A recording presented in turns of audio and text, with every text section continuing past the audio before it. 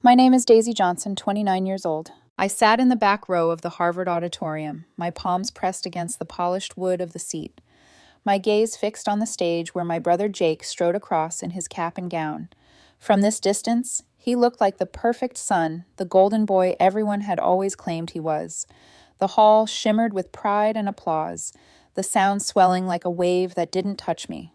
The contrast was as sharp as ever, him with his Ivy League degree, me with my modest community college diploma tucked away in a drawer back home. Today, my father would declare what the world had long suspected: Jake was the heir, the future of Johnson Technologies, the prince of the family legacy. The Manhattan mansion, the sleek Tesla, and shares in the $50 million company, everything was already destined for him. I pressed my lips together, swallowing down the bitterness that threatened to rise. It wasn't jealousy, not entirely. It was the weight of years spent being invisible. My parents hadn't even noticed me slip into the ceremony late. I hadn't expected them to. They were too busy basking in the glow of Jake's success, the storybook ending to the narrative they had written for him before he could even spell his own name. And yet my fingers brushed against the small leather folder inside my purse. No one knew it yet, but I carried something with me that would fracture this perfect picture. An envelope, simple and unassuming, but heavy with the weight of truth. It was almost poetic that it would all unfold here in the same setting where I had once been told I didn't belong. But before I could bring myself to tear open the fabric of this carefully constructed evening, I need to take you back, to the beginning, to where my invisibility first began. Growing up in the Johnson household looked enviable from the outside. Our estate in the Hamptons stood tall with its endless glass windows, sprawling lawns, and an infinity pool that sparkled beneath the summer sun. Neighbors envied us. Strangers admired us. But behind those perfect white columns, life felt more like a silent competition I had lost before it even started. My father, Thomas Johnson, had built Johnson Technologies from the ground up. He loved to tell the story of his humble beginnings, the factory worker's son who coded his first software in a tiny garage, clawing his way to millions. He carried that history like a badge of honor, his ice blue eyes piercing enough to silence a room. With just one look, he demanded excellence. Not effort excellence. Anything less was invisible to him. My mother, Eleanor, had been a beauty queen who slipped easily into Manhattan's elite circles. Her designer gowns and meticulously coiffed hair weren't just for appearances, they were armor. Her world revolved around charity galas and who she was photographed beside. If father craved legacy, mother worshipped image. And in her eyes, Jake was the accessory that elevated her status, while I was the flaw she tried to airbrush out of family portraits. Jake was born 4 years after me, and from the moment he could babble numbers, the crown was placed on his head. By 3, he solved puzzles meant for 10-year-olds. By 5, he read entire books aloud with the confidence of a seasoned narrator. My parents didn't just notice, they broadcasted it to anyone who would listen. I was 8 when I first realized the roles had been cast. I had worked on a science project for weeks, carefully shaping cotton clouds to show the water cycle: evaporation, condensation, precipitation. I left it proudly on the dining table for my father to see. He glanced at it once, his voice clipped. "Not bad, Daisy. Just make sure you understand the science, not just the art." 2 hours later, Jake toddled in with a small circuit board he and father had tinkered with. A single bulb lit up, glowing faintly. Father called my mother into the room as if witnessing a miracle. "Look at this, Eleanor. 4 years old and already understanding circuits. This boy will change the world someday." No one mentioned my project again. That night I lay awake staring at the ceiling, my little cotton cloud sitting forgotten on the table downstairs. The sting of being overlooked pressed into me, carving out something permanent. The pattern never broke. Report cards marked with B's and C's were met with sighs and polite smiles. Apply yourself more, Daisy. Meanwhile, Jake's achievements were celebrated with champagne toasts and dinner parties. Even the house seemed to echo the imbalance. His trophies lined the hallway shelves, gleaming in the light, while my drawings and art projects collected dust in my bedroom. By the time I was 11, I noticed something strange about myself I didn't have words for. Letters on a page seemed to swim. Sentences refused to stay still, rearranging themselves no matter how long I stared. Numbers twisted and slipped from my memory like water through fingers. I tried harder, stayed up late, chewed my pencil raw, but the harder I fought, the worse it became. Whenever I asked for help, Father's answer was the same. You just need to focus more. Look at how easily Jake understands. Mother's contribution was worse. At least fix your hair, darling. When people see you struggle, appearance is all you have left. So I stopped asking for help. The memory that sealed my role in the Johnson story came during my sophomore year of high school. It was parent-teacher conference night, and I'd gone back to retrieve a forgotten jacket. Just as I reached the door, I froze at the sound of my father's voice inside. Daisy has always been the disappointment. Academically, he said, his tone calm, resigned, as though stating a fact carved into stone. At least we have Jake to carry on the legacy. Something in me splintered. It was one thing to suspect it, another to hear it said aloud. I left the jacket behind, walking home that night with a hollow ache. Later I cried quietly in my room, the sound muffled by a pillow.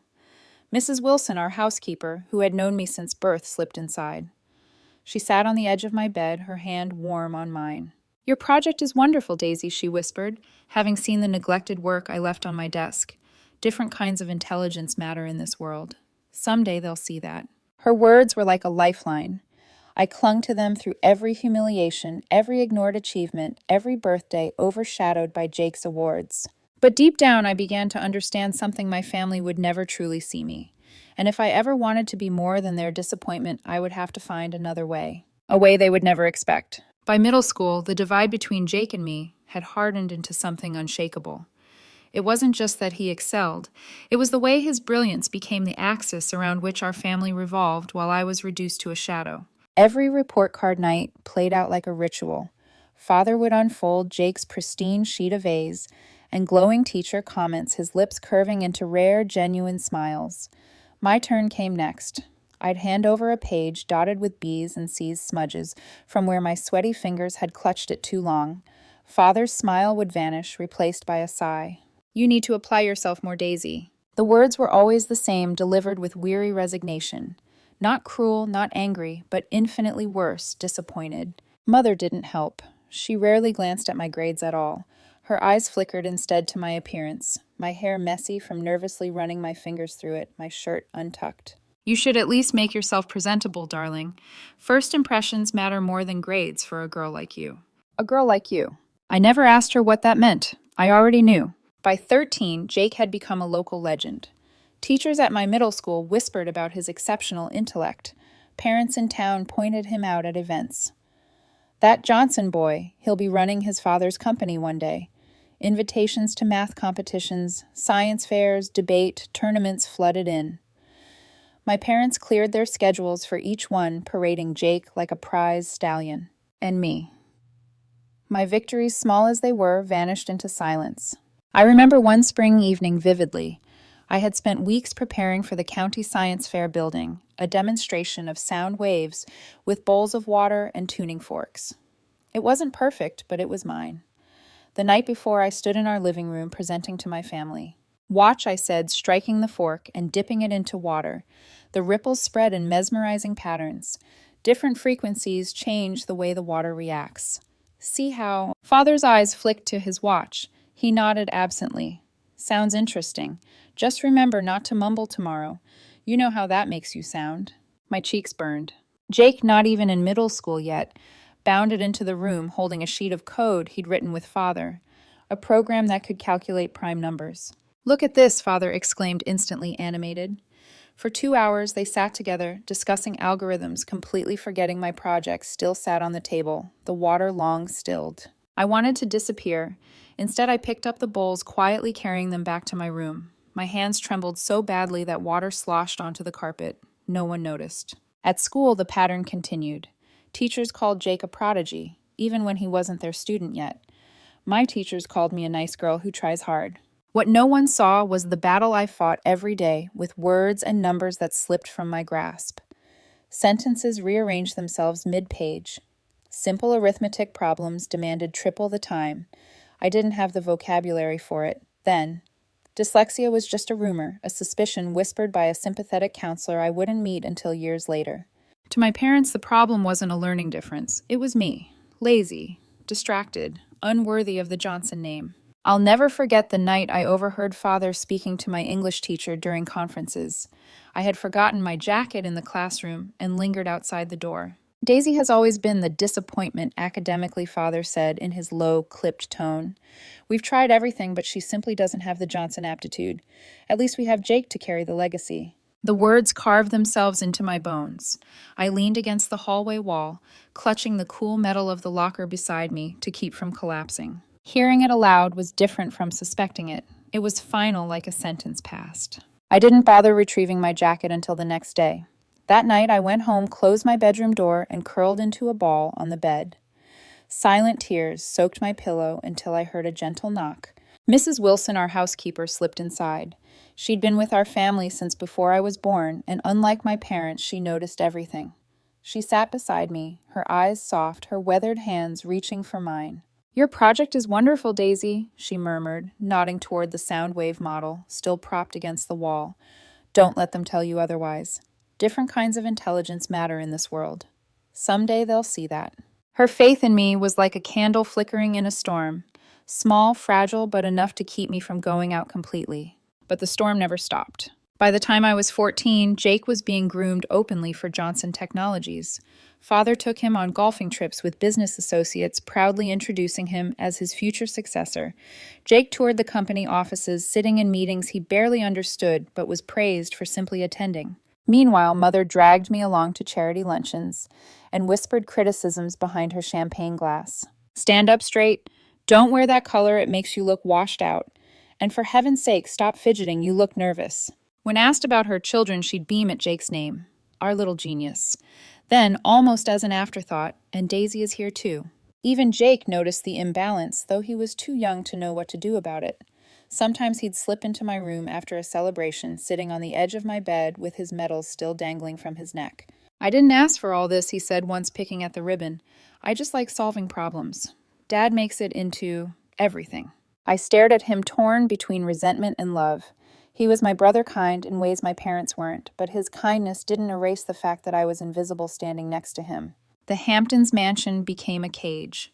Marble floors that echoed with my mother's heels walls, lined with family photos where Jake stood front and center while I lingered at the edges. Every detail reminded me that I was the awkward addition to the Johnson narrative. I withdrew into myself. Books became my refuge, though they took me twice as long to finish. Art became my language, one no one cared to learn. But Mrs. Wilson's words stayed with me, tucked deep inside like a seed waiting for light. Someday they'll see that. At the time, I didn't know how. I didn't know when. All I knew was that I couldn't keep living in their shadows forever. One day something would break, and when it did, it would change everything. High school was supposed to be a fresh start, a chance to redefine myself. But in the Johnson household, roles weren't rewritten, they were cemented. By the time I entered 9th grade, Jake had already skipped 2 grades. He was 13 younger than most of his classmates, yet breezing through advanced placement courses meant for seniors. Every week, my parents repeated the same story to neighbors, colleagues, anyone who would listen. Jake is extraordinary. Jake is destined for greatness. And me, I was the cautionary tale, the one they lowered their voices for when introducing me. "She's still finding her way," Mother would say with a tight smile, as though my existence was an embarrassing family secret she had to smooth over. I worked harder than anyone realized. While my classmates were out at football games or mall hangouts, I spent nights hunched over textbooks, rereading passages until the letters bled into one another. I sacrificed weekends to studying, clawing my way toward B's and the occasional A. But when I showed my parents the results, they gave me a dismissive nod. "Good. Now if only you'd put in as much effort as Jake imagined what you could achieve," Father said, once sipping his scotch as though my effort barely registered. That night, I locked myself in the bathroom and stared at my reflection. My face was pale under the harsh vanity lights, my eyes red from exhaustion. How much harder can I try? I wanted to scream. But screaming required someone willing to listen. It was around this time that I stumbled upon photography. It started with an old Canon camera I found in a storage box, dusty and forgotten. I picked it up on a whim, curious. The first time I looked through the lens and clicked the shutter, something shifted inside me. Behind the camera, the world slowed down. I didn't have to wrestle with jumbled letters or twisted numbers. I didn't have to compare myself to Jake's glowing brilliance. It was just me, the frame, and the moment. One afternoon, I captured a photo of sunlight cutting across the kitchen counter, illuminating the cracks in the marble that no one ever noticed. When I developed it, the image took my breath away. In that frozen instant, I saw proof that beauty lived in imperfections too. My art teacher, Mrs. Brennan, noticed. She leaned over my shoulder one day as I adjusted prints for class. "You have an eye, Daisy," she said softly. "Composition isn't something you can teach. You either see it or you don't." It was the first time anyone had used the word gift when speaking about me. Encouraged. I joined the photography club where I met Danielle. She was tall, with wild curly hair that refused to be tamed and a laugh that could crack through silence. She wasn't impressed by Jake's reputation or my family's wealth. She saw me. "These are amazing," she said the first time I showed her my work. "You have a gift for finding beauty where people don't even think to look." Her words sank into me like water into dry soil. For the first time, I wasn't invisible. Then came my 16th birthday. Mother had promised a small family dinner, nothing extravagant. I invited only Danielle, not wanting to risk rejection from classmates who barely knew I existed. For weeks, I allowed myself a flicker of hope just one evening where I could feel celebrated. The night before, Jake won another award, this one for a prestigious national science competition. My parents erupted with pride, calling relatives, planning a party on the spot. By morning, my birthday had been erased. The dinner became Jake's celebration, an event that grew into a 20-person gathering. I sat at the far end of the long dining table with Danielle, a single cake in front of me. Most of the candles had melted into the frosting because no one remembered to bring it out until halfway through Jake's award speech. "Happy birthday, sweetie," Mother said distractedly, kissing my cheek before rushing back to beam at Jake. My stomach twisted as I pushed the cake away. Danielle squeezed my hand under the table. Later that night, when the last guest had gone, she hugged me tightly on the porch. "You deserve so much better, Daisy," she whispered fiercely. Her words lit something inside me: anger, grief, determination. A storm waiting to break. During junior year, my school counselor, Miss Castillo, noticed my struggles. She called me into her office one afternoon, folding her hands over a manila file. "Daisy, have you ever been tested for a learning disability? Dyslexia, perhaps?" The word was foreign on my tongue, yet it explained so much. "My parents would never—" I trailed off. When I finally mentioned it at home, Mother's eyes narrowed. "The Johnson family does not have learning disabilities. You simply need to work harder, darling." Father was harsher. "Excuses. That's all this is. If you put in even half the effort Jake does, you'd succeed." I didn't argue. I'd learned long ago it was pointless. But the seed had been planted. My English teacher, Mr. Diaz, must have sensed something. He offered to stay after class, helping me find new strategies, color overlays, breaking passages into chunks, reading aloud without shame. For the first time, I saw progress. My grades ticked upward, though my parents barely noticed. The validation I craved never came from them, but in small ways, others saw me. Danielle cheering as one of my photos hung in a school art show. Mr. Diaz nodding with pride when I read aloud without stumbling. Each moment was a drop in the bucket of self-worth I had been desperately trying to fill. Meanwhile, Jake received his early acceptance letter from Harvard at 16. My parents threw a lavish party with over 100 guests, champagne flowing, Father giving a speech about the Johnson legacy. Mother dabbed at her eyes, overcome with pride. I hovered at the edges, smiling politely, clapping at the right moments. Inside, I was breaking. My own graduation 4 months later was barely acknowledged. No party, no speech. Just a quiet dinner where Father arrived late from a meeting and Mother spent most of the meal on her phone. That night alone in my room, I made a decision. If I wanted to be seen, it wouldn't be in their house. I would have to leave. And once I did, I vowed I would never again let their blindness define me. The summer after high school graduation, I announced my decision at the dinner table with a voice steadier than I felt. "I'm moving out," I said. "I'll be attending community college in the fall." The silence was immediate. Father's fork clinked against his plate. Mother's wine glass froze midair. "Community college," she repeated as though the words were a foreign language. "Daisy, what will people think?" I held my breath, bracing for Father. He didn't disappoint. "If that's the best you can manage, I suppose we'll have to accept it," he said at last, his tone heavy with disappointment. "Not everyone is Harvard material." The words landed like stones, but I refused to let them bury me. I straightened in my chair, forcing my voice calm.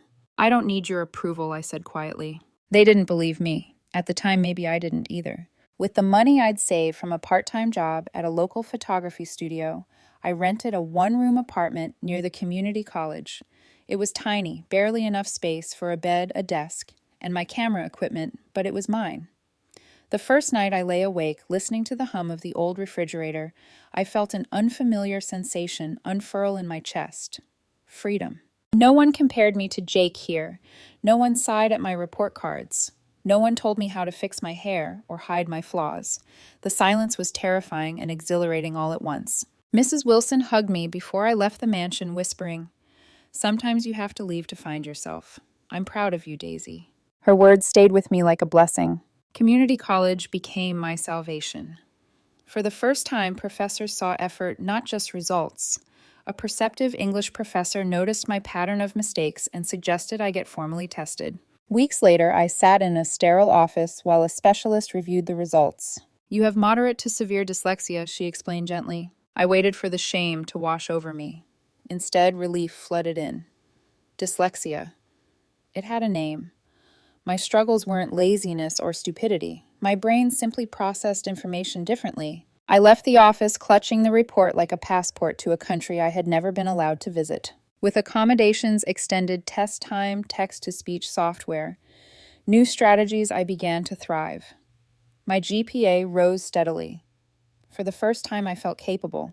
I didn't tell my parents. Their voices lived too loud in my head. Excuses. Not Johnson aptitude. Instead, I kept the diagnosis private, a victory they couldn't diminish. It was during my second year that I met Professor Amanda Taylor. Tall and commanding, with streaks of silver cutting through her dark hair, she taught computer science with an intensity that electrified the classroom. Her passion made even the most tangled concepts feel alive. One afternoon, after returning a graded assignment, she called me to her desk. "You have a unique way of approaching problems, Daisy," she said, tapping the margin where I had scribbled my unconventional solution. "Most students follow the standard algorithm. You found a workaround no one else considered. That's rare." I blinked, unsure if I'd misheard. Rare. Valuable. Words I had never been associated with. I just thought the usual method felt clunky," I stammered. Her smile was warm but knowing. "Don't dismiss your instincts. Creativity and problem-solving is a skill that will carry you far." Those words ignited something in me that photography had only begun to spark. Under Professor Taylor's guidance, I joined a small research group. She introduced me to coding beyond the classroom basics. Python, Java, UX, design the language of technology, unfolded before me. And to my surprise, I loved it. For years, dyslexia had made traditional academics feel like a battlefield where I was always outnumbered. But coding was different. It was patterns, logic, systems. My nonlinear thinking, once my curse, suddenly became an advantage. Where others got stuck, I saw alternate routes. Late nights in the computer lab replaced late nights with textbooks.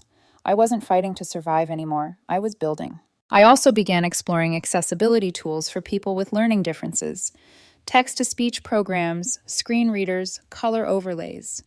Many were clumsy, clearly designed by people who didn't understand the reality of living with dyslexia.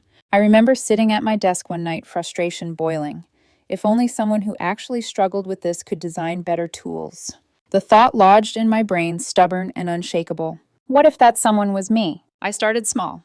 A simple browser extension that allowed users to adjust text spacing and fonts for easier readability.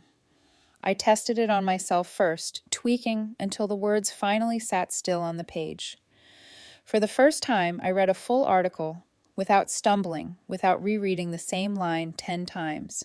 The triumph was electric. I showed Professor Taylor. Her eyes lit up as she clicked through the prototype. "This has real potential," she said. "Have you thought about expanding it?" Her encouragement was gasoline on a spark. From then on, I spent every free moment in the lab. Nights blurred into dawn as I wrote line after line of code, chasing an idea that felt bigger than me. I stopped counting hours. Every glitch solved, every improvement made, was another brick laid in the foundation of something extraordinary. Meanwhile, contact with my family dwindled to obligatory holiday dinners. I showed up because absence would have been noticed, but I stayed quiet and visible as always. At one Christmas dinner, Father presented Jake with a brand new Tesla, announcing it was just a taste of what's to come. My gift was a department store gift card. I smiled politely, hiding the storm inside me, because while they celebrated Jake's future, I was quietly building one of my own. A future they would never see coming. The first version of my software was crude, but it worked. Words no longer scattered across the page. Sentences held still. For the first time, I could sit with a textbook and absorb it without feeling like I was drowning. That tiny victory was enough to hook me. I became obsessed. The computer lab became my sanctuary. While other students packed up at midnight, I stayed until the janitor flicked the lights twice to signal closing time. Weekends disappeared into endless lines of code. My dorm mates joked I was dating my laptop. In a way, I was. The deeper I went, the more I realized how inadequate existing tools were. They weren't designed for people like me. They were designed at people like me. Clunky interfaces, generic fonts, limited customization. They screamed, "You're a problem we're trying to fix," instead of "We understand how your brain works."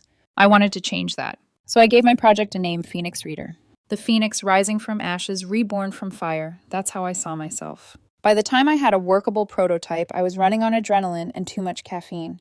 When I presented it to Professor Taylor, she leaned back in her chair, eyes gleaming. "Daisy, this is something special," she said, almost reverently. "And you've built not just a tool, but a bridge.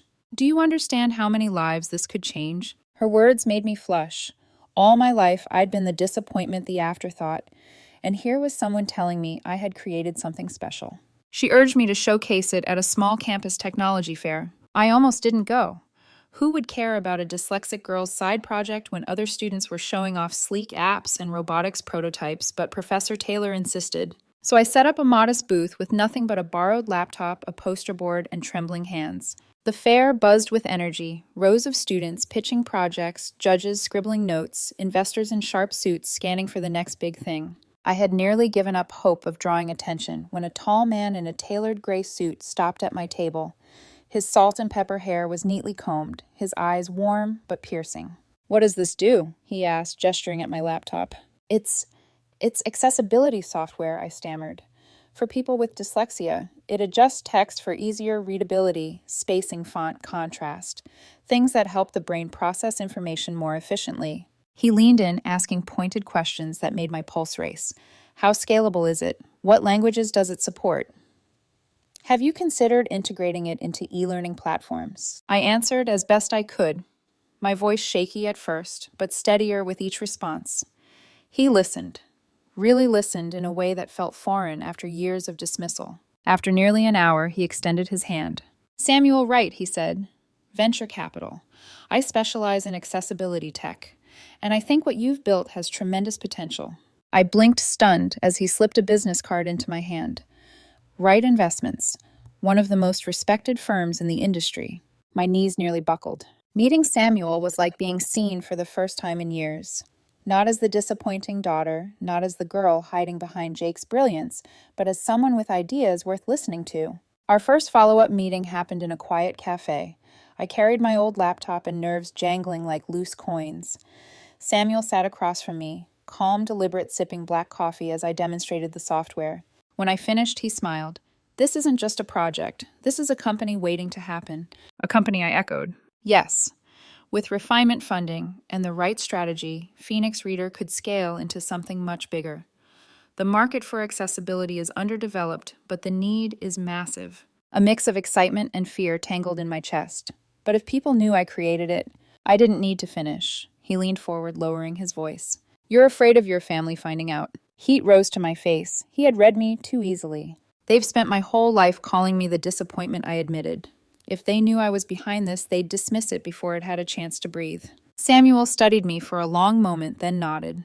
"Then don't tell them. At least not yet." That's when the idea of a pseudonym surfaced. What if I created under another name I suggested? Just until Phoenix stands on its own. Samuel tilted his head. "Unusual, but not unheard of. Some founders remain anonymous in early stages. What did you have in mind?" I hesitated, then said softly, "SL. Turner. Turner was my grandmother's maiden name. She was one of the only people in this family who ever made me feel seen. S.L. Turner." Samuel repeated, rolling the name on his tongue. He smiled. "Strong, clean, memorable. That could work." And just like that, I was reborn again, no longer Daisy, the invisible daughter, but S.L. Turner, the mysterious mind behind Phoenix. With Samuel's mentorship, doors began opening I hadn't dared imagine. He guided me through pitching to angel investors, helped refine my prototypes, and introduced me to industry contacts. For every meeting, though, he insisted they're not just investing in software, they're investing in you.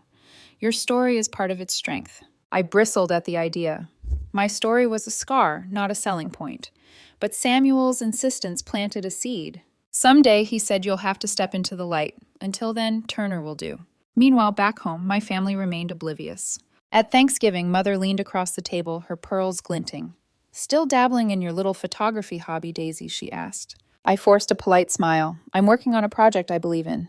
Father nodded absently, already turning back to Jake, who was talking about internships at top firms. As always, I was invisible, but this time I carried a secret that pulsed with power. They thought I was the family failure.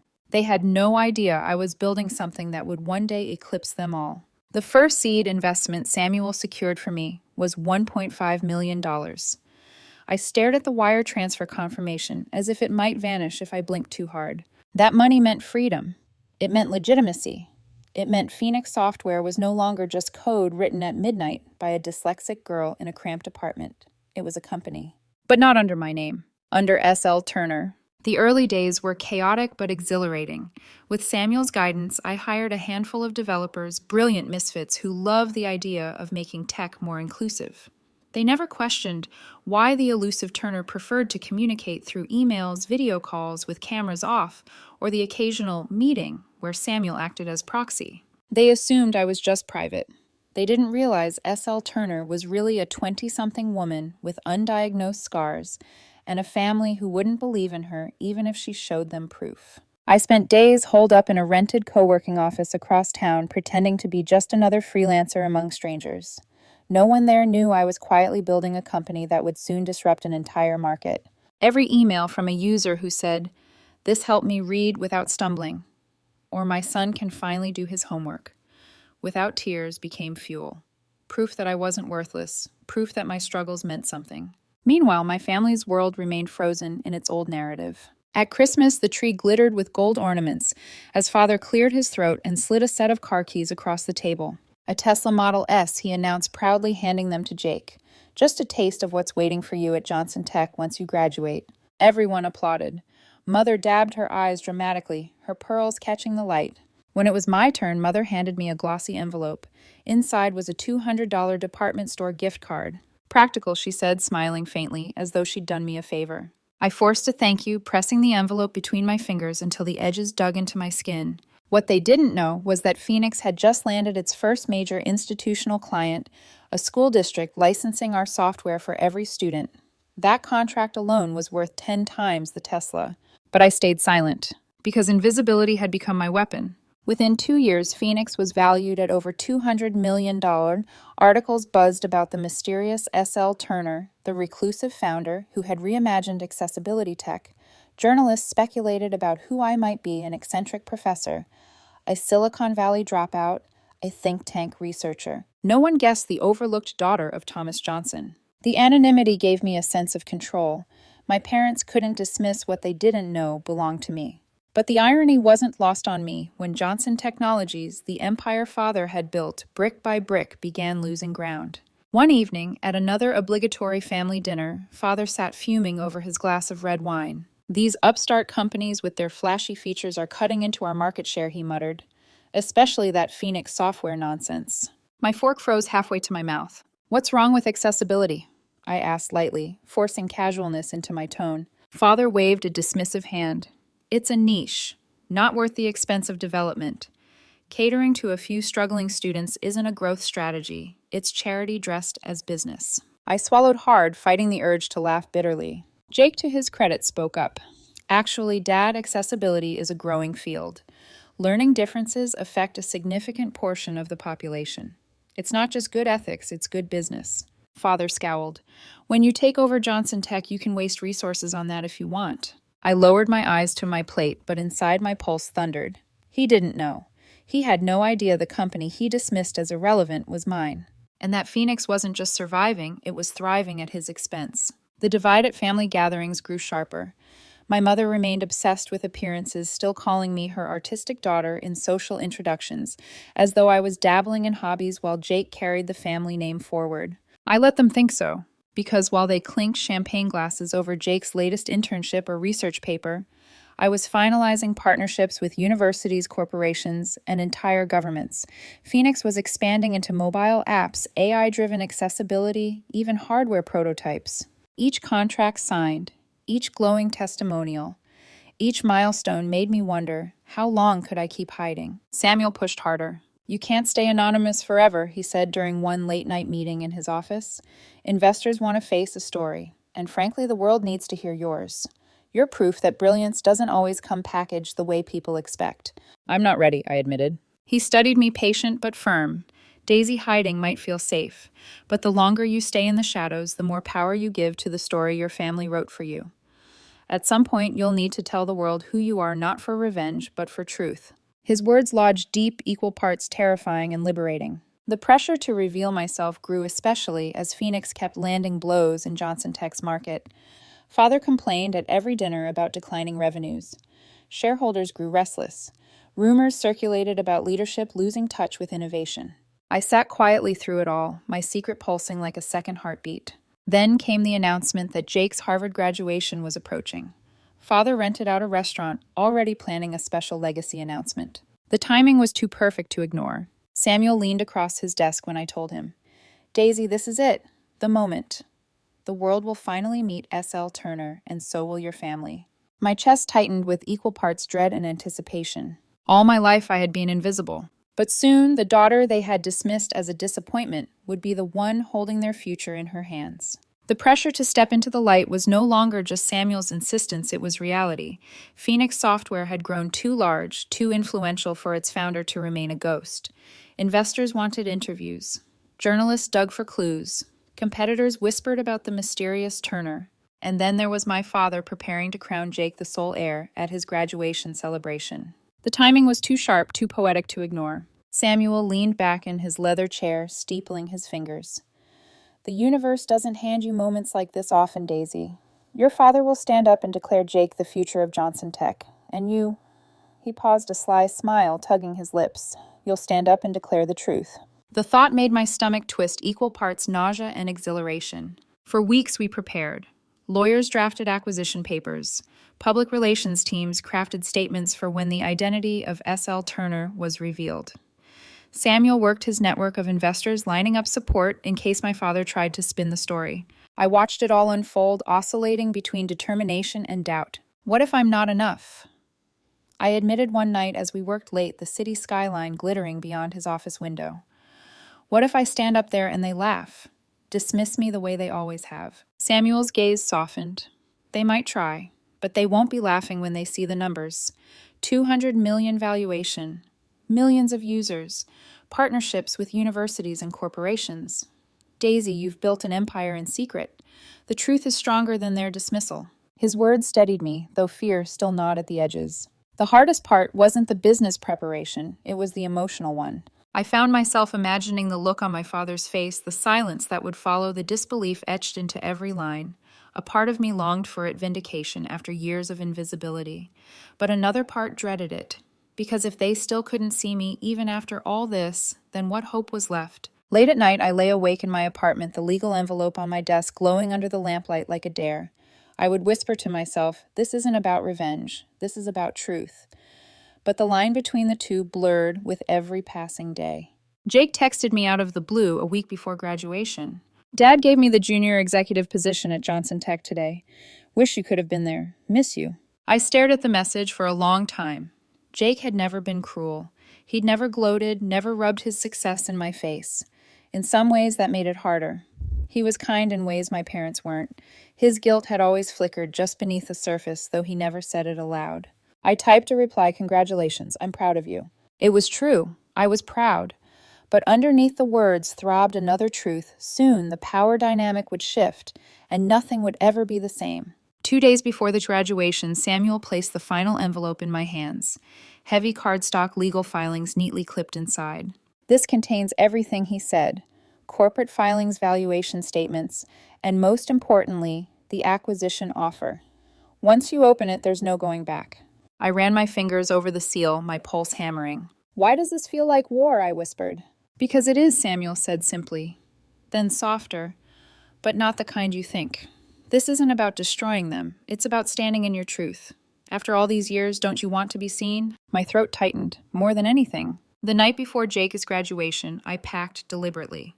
A navy dress, simple, elegant, chosen to be respectable, but unassuming. The envelope went into my bag, last tucked beside my wallet and keys, though it felt heavier than everything else combined. As I zipped my suitcase, a memory surfaced, my 16th birthday candles melting into frosting while everyone fawned over Jake. The humiliation of that night still burned in my chest. Tomorrow would be the opposite. Tomorrow the room would have no choice but to look at me. But I reminded myself again, not revenge, truth. Still the line between the two blurred, dangerous, and intoxicating. At the airport, Samuel met me before our flight. He handed me a coffee, his usual calm anchoring me. "Remember, Daisy," he said, his voice low as travelers rushed around us. "Tomorrow isn't about proving them wrong. It's about proving yourself right." I nodded, clutching the cup with trembling hands. I don't want to ruin Jake's day. Samuel's expression softened. "This isn't about Jake. This is about you. And from what I've seen, your brother might understand more than you think." The thought unsettled me, yet gave me a glimmer of hope. That night in the hotel, I stood by the window overlooking Cambridge, the historic spires glowing under the moonlight. I imagined the ceremony, the dinner, my father raising a glass. I imagined his voice, certain and commanding, declaring Jake the sole heir. Then I imagined my own voice cutting through the room, the envelope in my hand, the silence after the reveal. For the first time in my life, I wouldn't be invisible. The thought both terrified and thrilled me. When I finally lay down, sleep came in fractured pieces. I dreamed of firebirds rising from ashes of Jake, smiling across a crowded room of my father's ice-blue eyes, cracking into something I couldn't name. Anger. Disbelief. Maybe even respect. Morning came too quickly. The envelope lay on the desk where I had placed it the night before. I picked it up, slid it into my bag, and whispered under my breath, "It's time." Because whatever happened at Harvard that day, the Daisy they thought they knew, the disappointment, the invisible daughter was gone. Tomorrow the phoenix would rise. Harvard Yard glowed under a May sun, the air thick with pride and possibility. Families clustered in neat rows, snapping photos, the red and white banners swaying lazily in the breeze.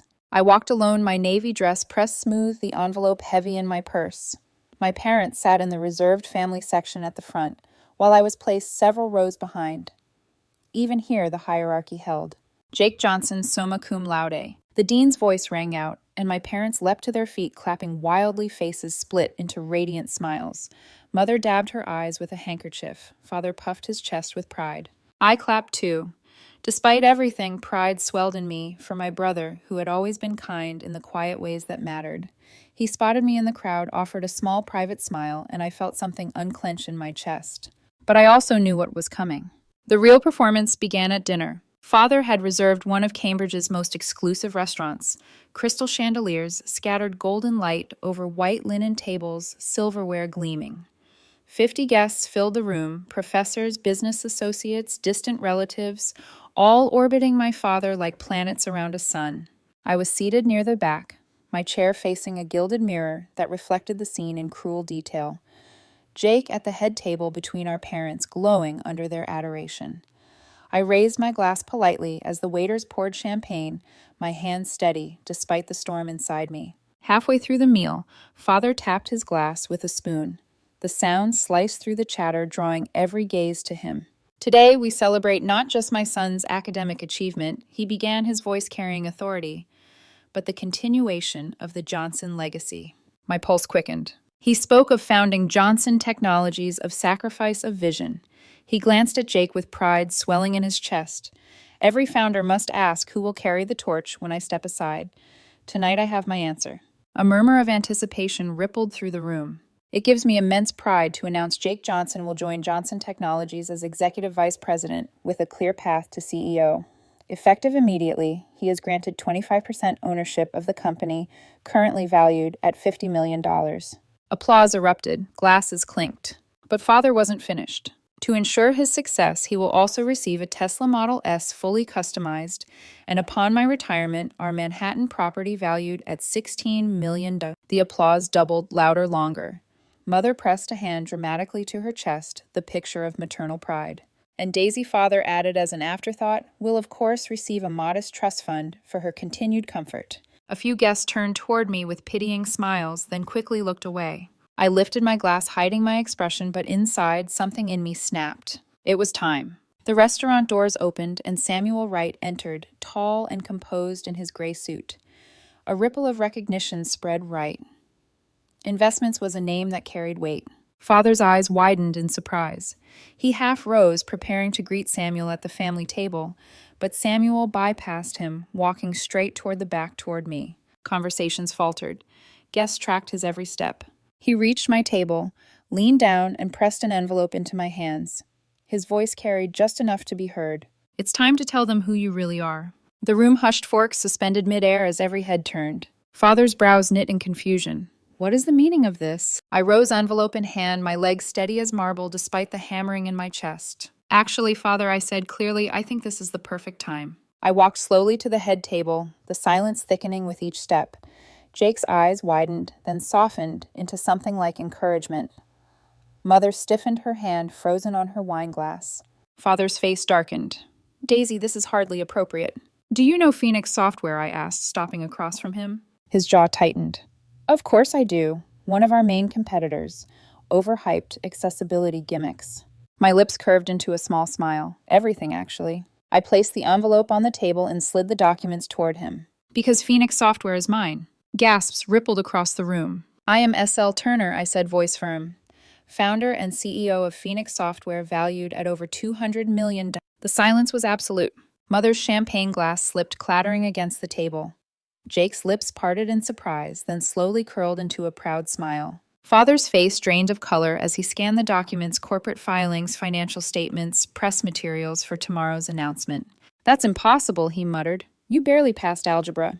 "Yes," I said evenly, "because of undiagnosed dyslexia, the same condition you dismissed when teachers suggested testing. Phoenix was built for people like me, people you called lazy or disappointing. Today, it helps millions worldwide." Murmurs erupted among the guests. One of Father's associates spoke bluntly. "Johnson Tech has been losing clients to Phoenix for 2 years. Their platform is superior." Father winced, but I wasn't finished. I pulled out the final document. "And that's why Phoenix Software is offering to acquire Johnson Technologies for $60 million, a 20% premium. The offer expires tomorrow at noon." The room exploded with whispers, shock etched on every face. Before Father could speak, Jake stood. His voice was calm but firm. "I've known for almost a year," he said, eyes steady on me. "I knew she was S.L. Turner, and I'm proud of her." Mother's face contorted in disbelief. "You knew, and said nothing." Jake shrugged. "It wasn't my secret to tell. Besides, you wouldn't have believed me." He turned to me, his smile unwavering. "I always knew you were brilliant, Daisy. Just not in the ways they measured." Emotion surged through me, gratitude mingling with the ache of years lost. Father's voice finally returned, sharp and incredulous. "Why reveal this now? Why here?" I met his gaze unflinching. "Because for 29 years you've called me invisible. Tonight you crowned Jake with everything, while dismissing me with scraps. This isn't revenge, it's truth. You spent decades refusing to see me. Now you can't ignore me." The silence that followed was heavier than applause. Mother's eyes shimmered with unshed tears. Father stared at the acquisition offer calculation, battling disbelief on his face. And for the first time, I saw it, the crack in his certainty, the flicker of respect. The room erupted again, guests buzzing with disbelief, admiration, shock. I felt Samuel step behind me, his hand steady on my shoulder. My voice cut through the noise one last time. "The phoenix rises from ashes, Father, and tonight so do I." The days after the graduation dinner blurred into headlines. Mysterious S.L. Turner revealed, daughter of Johnson Tech founder. Phoenix Software to acquire Johnson Technologies. Family feud or tech coup. Reporters hounded Samuel, investors flooded my inbox, and the tech world buzzed with speculation. I stayed quiet, focusing instead on what mattered. The meeting with my father. He arrived at Phoenix headquarters 2 mornings later, looking older, the sharp edges of his confidence dulled.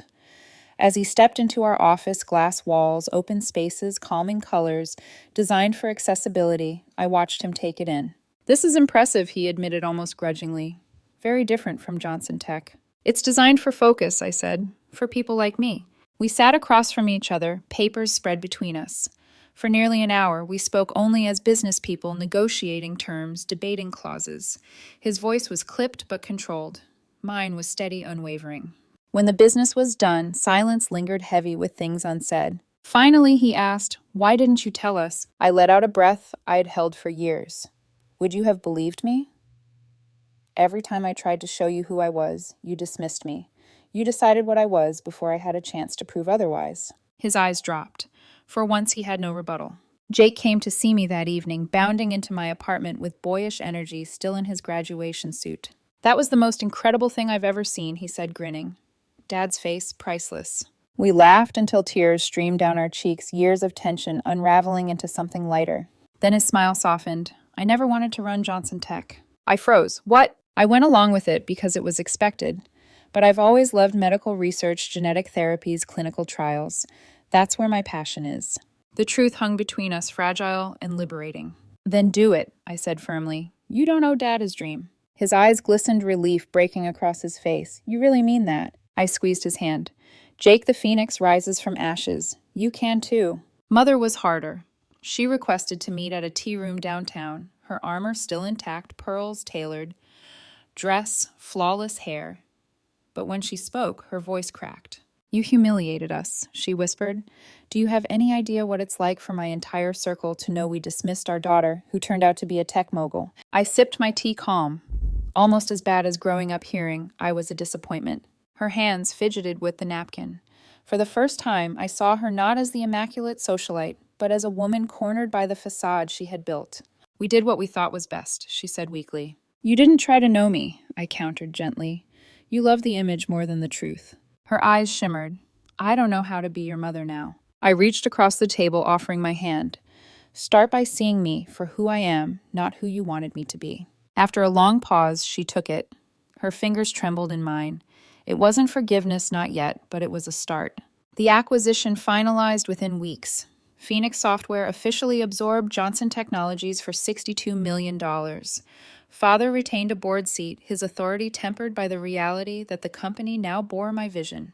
But the part that mattered most wasn't the deal, it was what I chose to do with it. I founded the Johnson Phoenix Foundation, dedicated to helping children with learning disabilities. Free testing technology grants mentorship programs, everything I wished I'd had. When I gave my first public interview as S.L. Turner, sharing my story of dyslexia, the response was overwhelming. Parents wrote to thank me. Teachers asked how to bring Phoenix tools to their classrooms. Adults with hidden struggles said they finally felt seen. One email in particular stayed with me. "For the first time in my life, I don't feel stupid. Thank you." I printed it and pinned it above my desk. Healing within the family was slower, more tentative, but it began. At a dinner 6 months later, we sat around a table, not as actors in a rigid script, but as people fumbling toward honesty. Father asked about my business strategy with genuine curiosity. Mother mentioned a charity gala supporting dyslexia research. Jake excitedly described applying to a medical research fellowship with my full support. The roles had shifted. For the first time, I wasn't the invisible daughter. One night, Father raised his glass. His voice carried a humility I had never heard before. "To Daisy," he said, "who showed us there are many kinds of intelligence. And that legacy isn't just inherited, it's created." Mother added softly, "and to forgiveness, which we don't deserve but are grateful for." Jake grinned, clinking his glass against mine. "And to the phoenix who rises from ashes to create something new." Our glasses touched. The sound rang like a promise. Later, as I walked home through the quiet streets, the night air cool against my skin, I thought about everything that had led here, the forgotten science projects, the melted birthday candles, the years of invisibility. I realized the story was never about revenge. It was about rebirth, about taking the ashes of neglect, pain, dismissal, and turning them into fire. I had built more than a company. I had built myself. And for the first time, I believed what Mrs. Wilson had whispered all those years ago. Different kinds of intelligence matter in this world. Someday they'll see it. Someday had finally arrived.